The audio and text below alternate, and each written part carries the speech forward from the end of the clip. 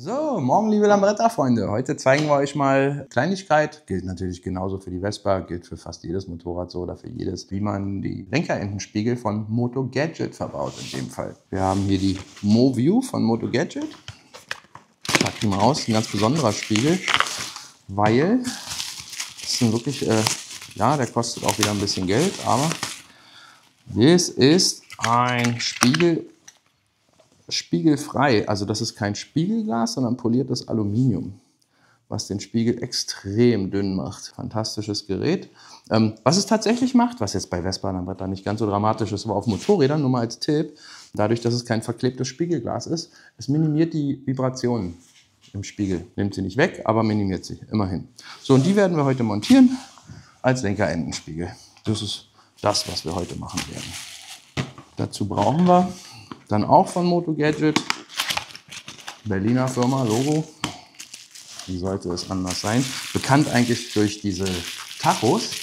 Die haben diese ganz tollen kleinen Rundinstrumente, auf klassisch getrimmt, aber voll Elektronik und ganz toll. Können wir auch mal zeigen, habe ich auch an verschiedensten dran. So, das sind die Adapter, die eigentlich in das Lenkerrohr geschoben werden. Hier mit 2 Hülsen, je nach Durchmesser des Lenkerrohrs. Wir fangen mal damit an, dass wir die Originalspiegel runterschrauben.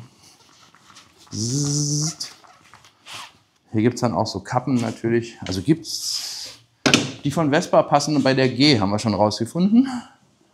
Bei der hier weiß ich es noch nicht. Finden wir auch noch raus. Einmal gegen, einmal mit und schon ist das Ding lose. So schnell klaut man einen Spiegel. Ja, die Originalspiegel packen wir ihm natürlich in seinen Kofferraum. Schrums.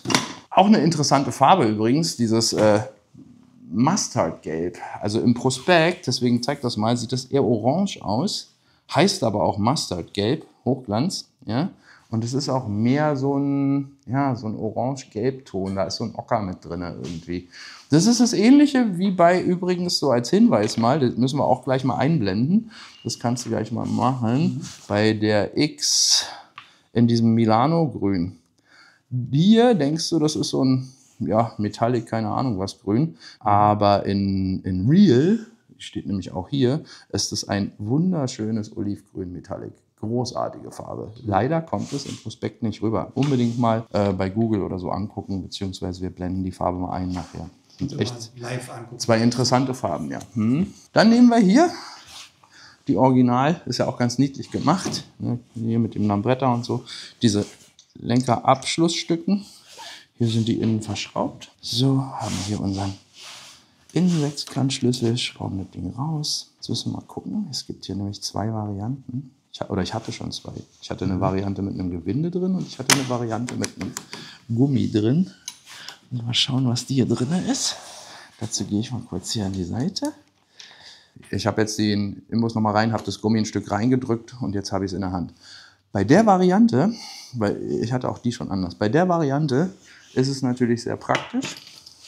Da brauchen wir gar nichts machen, ja, sondern wir nehmen das Teilchen hier, machen die Adapterhülse, kommt dann da wieder drüber und der klemmt, indem man den Deckel hier rausnimmt. Sekunde.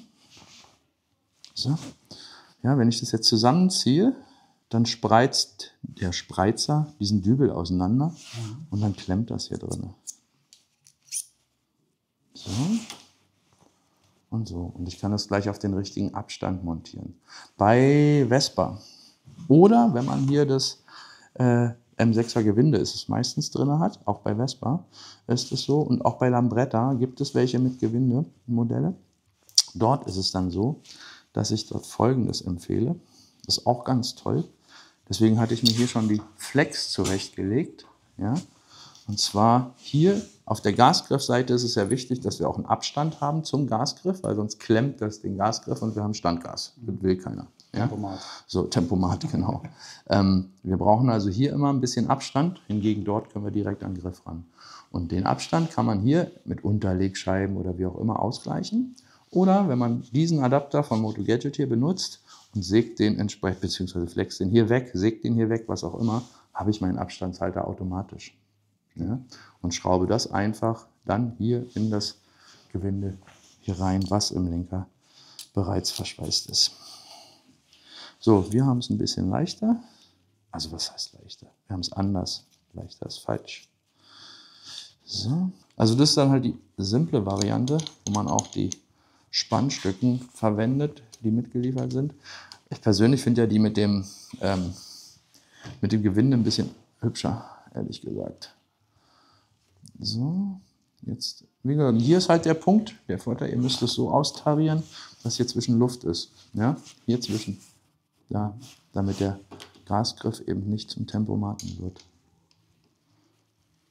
So. Ich würde es vorspannen, also so, dass es schon relativ safe ist. Dann würde ich den Spiegel nehmen. Wie ihr seht, der Spiegel, ist sogar ein Flip-Spiegel. Noch eine Besonderheit an den Spiegeln, es gibt sie in der Variante mit einem normalen Feststeller oder die sogenannte Flip, nennen die das Variante. Dieser Spiegel ist einklappbar. Ja, ganz toll. Also da hast du dann tatsächlich auch Wände, falls du mal auf der Seite liegst, zum Beispiel, oder in der Garage, an der Garagenwand, der Spiegel im Weg ist, kannst du den wegklappen. So. Okay. Und jetzt kann man den nämlich schrumps.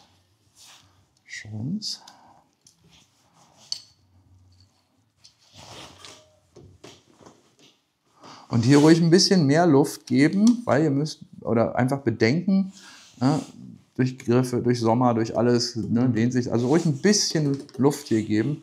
Das fällt nachher auch gar nicht auf, das sieht man tatsächlich nur bei der Montage.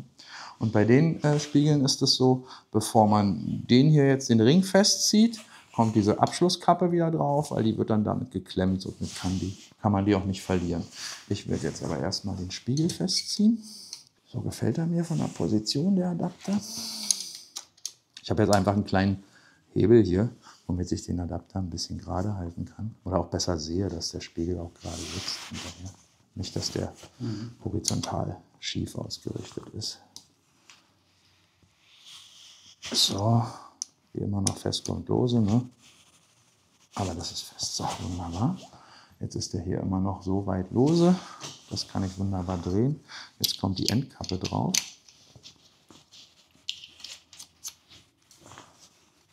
So. Und erst jetzt wird der Spiegel festgezogen.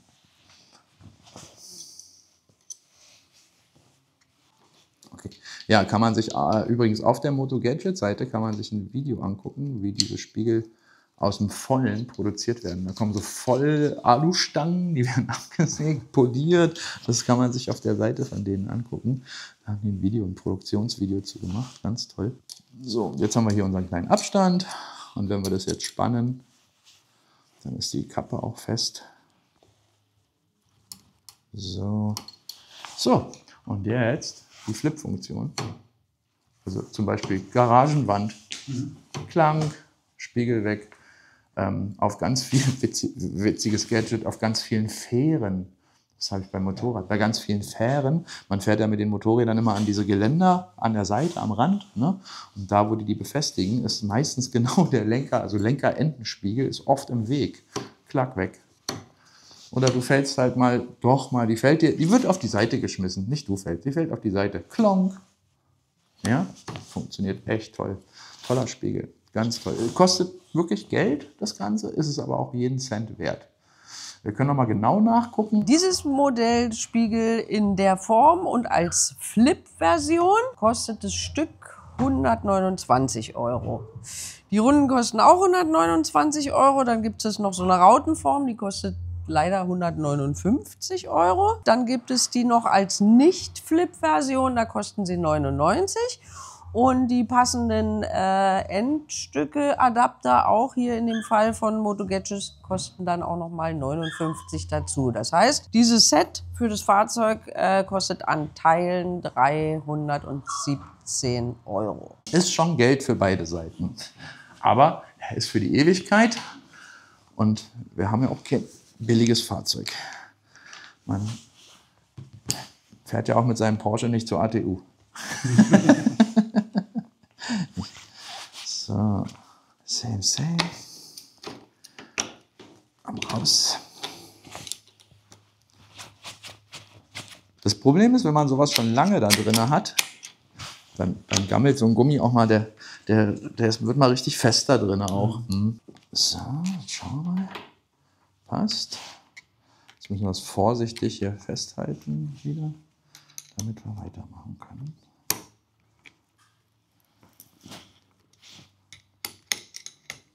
So, und hier können wir nämlich ein bisschen dichter ran. Hier spielt ja der Abstand jetzt keine Rolle, weil hier dreht sich ja nichts. Und auch hier mit Gefühl, aber fest. Denn die sollen sich ja hinterher nicht verdrehen. Ne? Jetzt klemmt da drin die Hülse. Ist dasselbe Prinzip wie bei der Scheibe, genau. Übrigens, danke fürs Feedback. Da haben wir einige Feedbacks bekommen für dieses Scheibenvideo. Und auch viele, die es dann nochmal richtig montiert haben. Sehr schön. Ne? Erst den Spiegel ansetzen. Also so ist es bei diesen Moto Gadgets. Und da die sehr beliebt sind, ist es auch okay, wenn man das mal so komplett zeigt. Die kosten, wie gesagt, wirklich Geld, aber es sind ganz, ganz, ganz tolle Spiegel. Ich fahre die selber auch. Fest.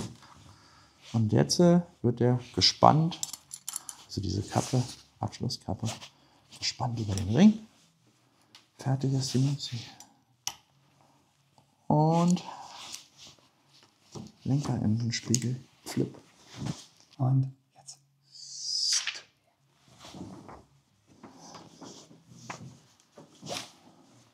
Das war jetzt das kleine Video zur Montage der Lenkerendenspiegel. Wie gesagt, gilt für jedes Motorrad, für jeden Lenker, für die Vespa, für die Lambretta. Bei der Vespa, hatte ich ja am Eingangs erklärt, müssen diese, oder immer wenn man dort ein festes Gewinde drin hat, muss man halt die Moto Gadget Adapterstücken, die Aufnahme für die Spiegel entsprechend anpassen, indem man sie einfach absägt, abflext, was auch immer. Es ist Alu, ist eine ganz schnelle Nummer, hat dann genau seinen Abstand hier für den Gasgriff. Hier immer darauf achten, ne, dass es nicht zu eng montiert wird, ganz wichtig, auch ein häufiger Fehler tatsächlich bei der Privatmontage. Ja, hier kann man schön dicht abschließen, passt alles. Ich hoffe, es hat euch gefallen. Viel Spaß, bis zum nächsten Mal. Tschüss.